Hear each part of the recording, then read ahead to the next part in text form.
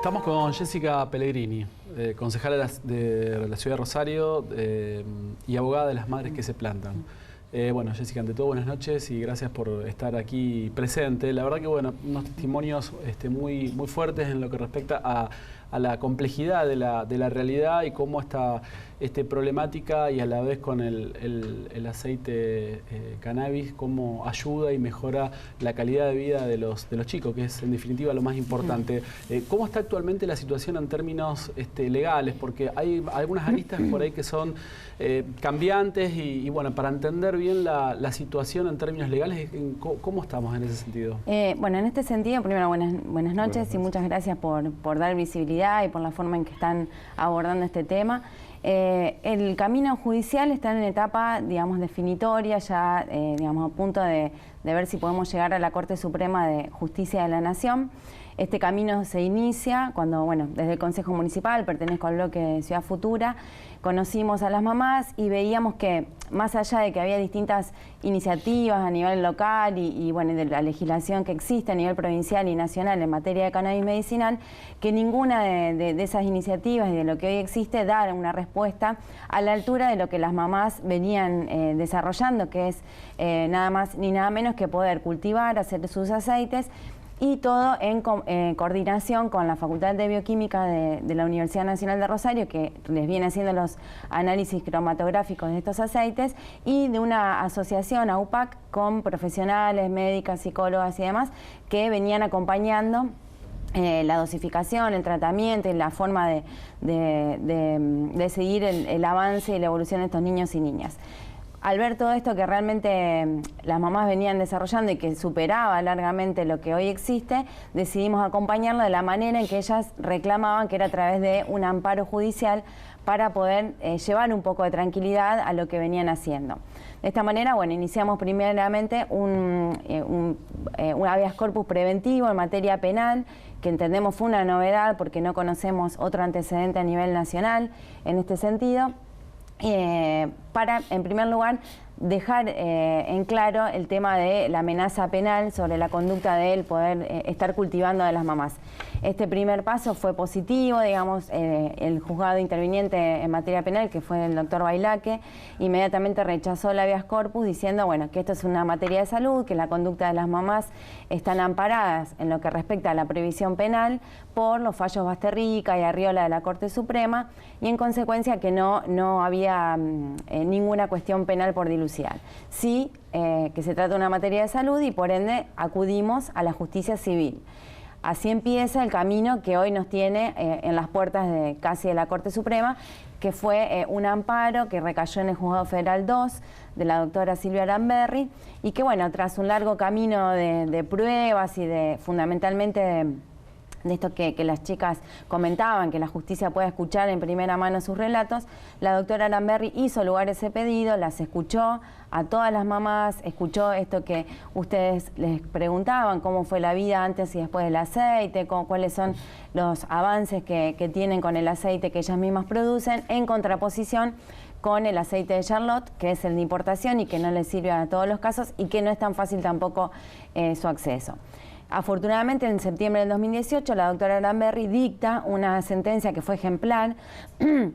y que fue hacer lugar al pedido de la medida cautelar que habíamos llevado como propuesta, que es continuar con este sistema del autocultivo, producción de los aceites, en coordinación con la facultad y con la agrupación AUPAC. El Estado Nacional, cuando se le notifica de esta medida, porque bueno, es el demandado en el caso, lo primero que hace es interponer un recurso de apelación, y esto nos lleva hasta la Cámara Federal de Apelaciones de Rosario. La Cámara resolvió recientemente, el 21 de junio del 2019, revocar la sentencia que había dictado la doctora Aramberri y que para nosotros había sido un fallo realmente muy importante. Los argumentos del fallo, que bueno, cabe aclarar que son divididos porque hay un voto que Nobleza Obliga, hay que decirlo, el doctor Fernando Barbará convalida el fallo de Aramberri, dice que la mejor solución constitucional del caso para acceder a la salud es la que vienen desarrollando las mamás, con el acompañamiento que les comenté recién, que ante la omisión del Estado en poder garantizar a todos los usuarios y usuarias que vienen necesitando este tipo de complejidad del aceite, es decir, no solo del Charlotte de importación, sino poder pensar mecanismos que garanticen las distintas cepas, las distintas plantas y demás, que el Estado está muy lejos de llegar a eso, entonces que la solución del caso es la que plantean las mamás y que recogió la doctora Aranberri. En contraposición con este voto en disidencia, tenemos un voto mayoritario del doctor Aníbal Pineda y la doctora Vidal, que dicen lo que comentaba recién Karina, que hay que distinguir, por un lado, las conductas de las mamás en relación al autocultivo, que están resguardadas por el fallo Basterri, Carriole y por lo mismo que nos había dicho la justicia penal, que no constituye delito y que mientras sea para consumo personal y no afecte a terceros, está debidamente garantizada. Pero ahí los camaristas distinguen entre esta conducta y lo que ellos llaman la elaboración de un remedio casero que no ofrece garantías para suministrarle a menores de edad. Entonces, el voto mayoritario habla de que es necesario proteger el interés superior de los menores y que en ese sentido da marcha atrás la medida de Aranberri y dice no pueden hacer el aceite las mamás con la facultad y con el seguimiento profesional a los 3 casos de los menores que tienen algún tipo de epilepsia, que a través del Garrahan se les proporcione el aceite Charlotte, y para los 3 casos restantes que se inscriban en el programa de investigación que establece la ley nacional y que se establezca qué medicación en su caso podrá corresponderle, digamos, no en lo inmediato, porque eso ya sabemos que no existe. Entonces, bueno. Es decir, si hubiera, perdón, Julio, si hubiera algún padre que esté viendo el programa, que tiene una situación parecida, al margen de su asesoramiento con un médico oportuno, ¿tendría que presentarse en el caso de querer suministrarlo en la misma vía a través de digamos, judicialmente, pidiendo la aprobación de poder realizar eso? ¿Es así? Y bueno, con el riesgo de que en nuestra jurisdicción la Cámara sentó este precedente, es decir, como recomendación, digamos, por alguna manera decirlo, tendríamos que ver qué resuelve, si esto lo llega a tomar la Corte Suprema de Justicia de la Nación y qué criterio se establece, si la Corte convalida el criterio de la Cámara o si nos permite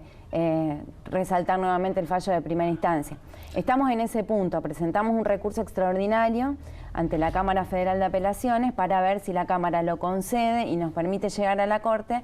o bueno, iremos en queja en su caso si la Corte si la Cámara lo rechaza. Pero bueno, es un camino, digamos, para resaltar también lo positivo, que va marcando los avances que se dan por fuera de las instituciones y que, bueno, estas marchas y contramarchas denotan y demuestran que falta muchísimo por recorrer para que existan políticas públicas que garanticen debidamente el acceso al cannabis medicinal y que en el camino se van a multiplicar y se van multiplicando los amparos, las iniciativas que se abordan desde afuera para poder tensar eso que existe, que constituyen obstáculos, y bueno, en los casos en donde se avanza, como fue en el caso de Rosario con la doctora Aranberri, o en Salta también hubo un precedente muy importante el año pasado, en Río Negro lo mismo, se va avanzando y se van dando algunos retrocesos, pero hay un camino que está iniciado y que creemos que a la larga va a terminar recogiendo estas experiencias. Esperemos que no se diluya todo en una cuestión netamente comercial, como es lo que parecería que se va perfilando con esto de autorizar solamente una plantación en Jujuy para exportar la materia prima y hacer el aceite en otro lugar. Hoy contamos, por ejemplo, en la ciudad de Rosario con un mecanismo que la Facultad de Bioquímica abrió a la comunidad luego del fallo de las madres, que es el análisis cromatográfico de cada uno de los aceites que cualquier persona puede llevar a la Facultad de Bioquímica y ver qué composición tiene de CBD, de THC. Entonces, lo que realmente indigna este fallo de la Cámara es que termina afectando también este tipo de iniciativas que vienen de parte de la universidad, si se quiere, porque esto que dice la Cámara, que la fabricación del aceite de las madres no está debidamente garantizada en su calidad y demás, de alguna manera está diciendo lo que hoy existe en la facultad tampoco le garantiza a nadie la calidad de los aceites. Entonces, me parece que... Sí, o bien va en contra de la legalidad de ese accionar, digamos, ¿no? O sea, atentando con esta posibilidad. Ahora, Jessica, ¿no hay también, digamos, más allá de lo legislativo y lo judicial en lo cual estamos, o sea, una cuestión ideológica donde el Estado entra en la relación íntima de las familias y aquí es donde uno cabe cuestionarse si no hay algo en el sistema que no están dando? Porque mientras tanto, en estas marchas y contramarchas, las madres y los hijos, consecuentemente, están sometidos en esas marchas y contramarchas a un real vía crucis, donde tienen, no digo la panacea, pero por lo menos el alivio para sus situaciones, y sin embargo el Estado, en lugar de ser un activador para solucionar el problema, presenta todos estos frenos y estos inconvenientes que en tiempo no hacen justicia. Totalmente. Esto tiene que ver, a nuestro entender, y acá, digamos, hay una concepción, una convicción que tenemos desde Ciudad Futura, que es el Estado y las instituciones en sus distintos niveles, poderes legislativos y demás, tiene que potenciar lo que existe y que es valioso, que está por fuera de las instituciones, que va marcando un camino. Esto que también resaltabas al inicio, a esta altura la democracia no está resolviendo muchos de los problemas que tenemos, y la forma en que se intentan resolver son cooptar las soluciones que se encuentran por fuera y destrozarlas y tratar de darle un marco que no es el que la voz de los protagonistas y las protagonistas les está dando, y con mucho mejor resultado que con las leyes y los mecanismos que hoy tenemos. En este tema, los jueces se arrogan el interés superior del niño, dicen, nosotros vamos a defender a los menores en el caso y les damos esta solución, y están desoyendo absolutamente lo que planteaban las mamás, que son las que mejor garantizaron ese interés. Y bueno, ese tipo de situaciones, ese poder de representar mal, digamos, una situación y no expresarla debidamente, no acompañar esos procesos, está lamentablemente coartando los avances y coartando las soluciones que se dan por afuera del Estado. Jessica, estamos en comunicación con el doctor Massimiliano Toricelli, constitucionalista, de que seguramente es de tu conocimiento, justamente para preguntar cómo se imbrican estas relaciones entre lo judicial y lo legislativo, si la falencia está más en lo judicial o más en lo legislativo, y yo después iría un poco más allá, ¿no? en la necesidad de la visión científica que defina esta situación para lo legislativo y para lo judicial, y bueno, finalmente cómo se relaciona esto con los derechos constitucionales que también las madres y los hijos tienen para acceder a aquello de esto. Maximiliano, no sé si me escuchás. Sí, ¿qué tal? Buenas noches, Julio. Un gusto saludarte, gracias por atendernos y gracias por participar de esta interesante conversación. No sé si has escuchado lo último o el planteo. Estamos aquí con mamás que le daban aceite de cannabis a sus hijos y que ahora no pueden hacerlo más por cuanto pueden cultivar solamente para uso propio, pero no se lo pueden dar a los chicos. Y bueno, aquí el experto sos vos. ¿Hasta qué punto juega lo judicial y lo legislativo, y hasta qué punto no se están vulnerando derechos constitucionales también de los chicos de acceder a algo que claramente los está beneficiando, ¿no? ¿Cuál es tu óptica acerca de esta problemática? Bueno, yo creo que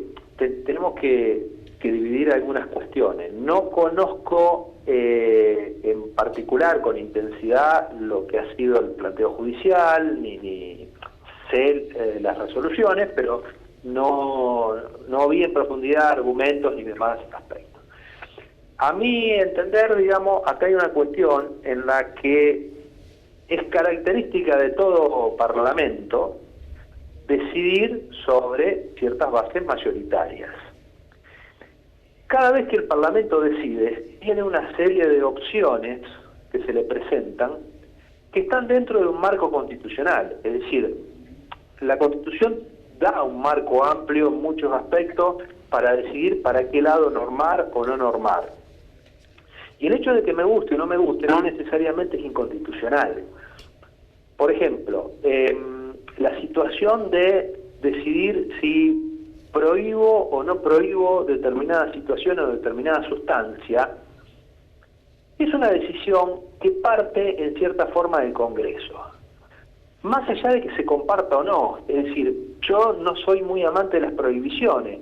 Cada vez que hubo restricciones o prohibiciones no nos fue bien, de la característica que sea. Es preferible tener una regulación adecuada que una prohibición, ¿no? En el aspecto que sea. Ahora, más allá de estas decisiones que puede tomar el Congreso, uno de los aspectos que creo que ayudan al sistema democrático, y más allá de que hoy se está cuestionando enormemente, es precisamente la situación judicial. ¿Por qué? Porque nosotros tenemos un sistema judicial difuso en donde cualquiera que se sienta afectado por una normativa puede plantear o discutir esa situación particularmente en una causa judicial y tener esa opción. O sea, acá estamos hablando genéricamente sin conocer los pormenores de la causa, ¿no? Pero de chicos que de alguna manera necesitan esa sustancia como para sentir alivio, como para llevar adelante una vida digna. Puede que el Congreso entienda que no tiene que regular de esa manera, porque a lo mejor esa regulación general trae otro tipo de consecuencias, pero precisamente esas correcciones al sistema son las que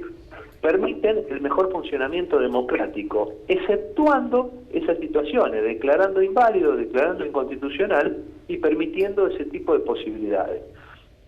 Entonces, creo que esa es la situación que a veces hay que atender, que hay que entender que el Congreso tiene un margen de posibilidades, pero también dentro del Poder Judicial, como se resuelven situaciones concretas, que el Poder Judicial no está para legislar de carácter general, pero sí para atender los reclamos particulares que se le dan, tener ese tipo de consideraciones. Muchas veces los jueces miran más allá y están pensando si su resolución va a ser general, no va a ser general, que va... No es la función es atender al problema constitucional concreto que se está planteando de una norma que a lo mejor en el test común de constitucionalidad lo pasa sin inconveniente, pero que en la aplicación o en la resolución a un caso concreto, a circunstancias particulares, modifican y tendrían que dar un cambio distinto. Creo que es ese el sistema inclusivo que de alguna manera tiene todo Estado constitucional de derecho, en el cual acepto la regla de la mayoría, acepto las reglas de juego, pero no dejo sin protección principios fundamentales, sobre todo cuando está el derecho a la vida y a la vida digna de una persona en determinadas condiciones, ¿no? Sabes que da una sensación, lo digo desde la calle, desde la vereda, que de todas maneras el grave problema es que la lentitud del proceso, sin discutir su construcción conceptual, pero que la lentitud del proceso no da una solución rápida, sin embargo, a estas personas que están teniendo un vía crucis en el día a día, ¿no? Y un fallo de estas características le ocasiona un perjuicio cuando es el mismo Estado el que está en deuda a través de la elucidación del tema por la vía científica o de la elucidación del tema por la vía legislativa, ¿no? Sí. Bueno, lamentablemente hay situaciones en las cuales los tiempos son excesivos. Yo creo que en materia judicial hay que reducir enormemente los tiempos, pero también existen paliativos judiciales a través de ciertas decisiones, de ciertas medidas cautelares, de ciertos aspectos que van dando una situación o aceleran determinados aspectos en particular. Pero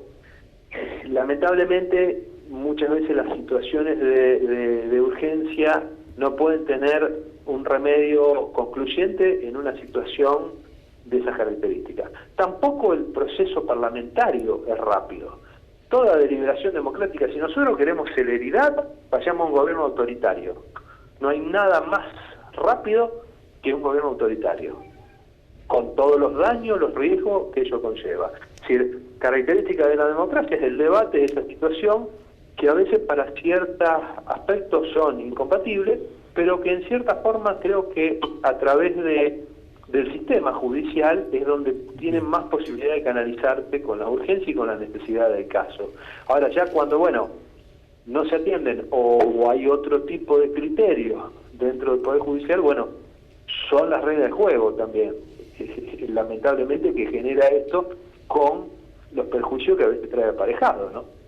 Es cierto, lo entiendo, sé cuánto nos costó llegar a la democracia, sé que esta democracia es lenta para las situaciones personales y particulares, pero realmente cuánto más encomiable es para quienes tienen estas situaciones soportarlas de esta manera y tener la paciencia y seguir poniéndole el esfuerzo, casi diría la sangre del alma, que significa esperar, ¿no? Y bueno, todos estamos, creo yo, desde nuestras posiciones, tratando de que las cosas sean más rápido y que estén bien hechas. Muchas gracias, Maximiliano, por atendernos y por estar junto a nosotros en esta mesa. No, por favor, un gusto. Déjame aclarar una situación. Este proceso es una medida cautelar, digamos, es de lo más expeditivo que existe en el ordenamiento en teoría, y en razón del peligro en la demora que significa retardar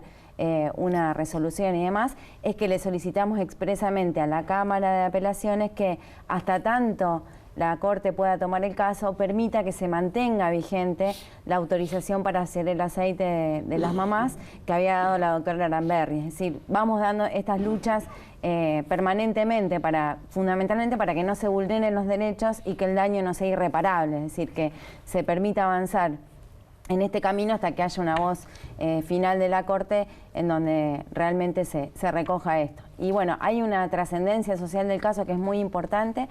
Nosotros le planteamos a la Corte que cuando llegue el caso allí, queremos que sea una audiencia pública en donde se convoque a distintas organizaciones, tanto como Mamá Cultiva, Madres que se Plantan, como las muchas que hay a nivel nacional, y a la comunidad científica, a las universidades, para poder exponer sobre el tema. Y ese interés está sobradamente acreditado, porque bueno, desde que salió el fallo de Cámara hasta aquí, hemos empezado un camino de juntar firmas de la sociedad para acompañar a las mamás en el reclamo ante la Corte, y ya van más de 40.000 firmas que se suman al Me Planto con las Madres y al Change.org. Entonces, bueno, hay un gran interés en que esto tenga un criterio de justicia para muchos, para una mayoría, y bueno, que está representada por las mamás. Jessica, gracias por estar con nosotros. Gracias en el a análisis. ustedes. Muchas gracias. Muchas gracias.